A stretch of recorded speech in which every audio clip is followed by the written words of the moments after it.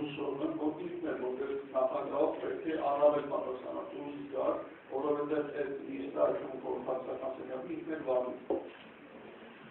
Եղավ միջապետ, որպեսզի միջապետ երբևէ չէր եղել, ասում եք այդ անգամը չի եղել նման բան երբևէ, եւ եղավ այն ինչ որ եղավ։ Եթե դուրը բացված չլիներ, գետեին չեմ ուզում պատասխանել, որովհետև ինչ իմանանք ինչ կլիներ։ Ամենայն դեպս դուրը բացվել է, անձը այդ դուրը բացել է աղմուկի ձայնից ելնելով, ինչ է կատարում եւ այն ինչ տեսել է այդ մասին հաղորդում է տվել։ Հաղորդում է տվել եւ բարույթ է հարուցվել։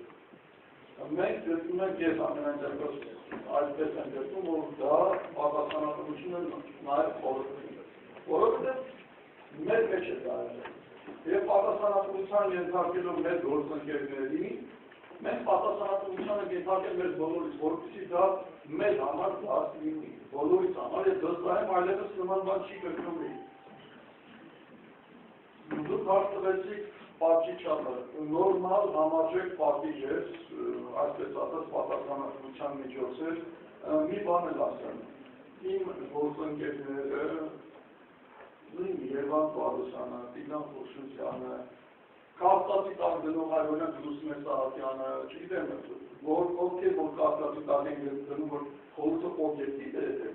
թող վստահ լինեն, ինչպես ցանկացած այլ գործերով, որոնցից ենք մասնակցել են եւ տեսել են, որ խորհուրդը կարգապահական գործընկերներում ստգած է, որևէ անգամ, որևէ կողմնապահություն չի բացառում է, որովհետեւ այնպես են ձայները կիցվում, հիմա չասեմ, չխորանանք, բայց նույն այդ ձևով է այս որոշումն է կայացել։ Շատ ավելի դժվար, բայց կայացել է։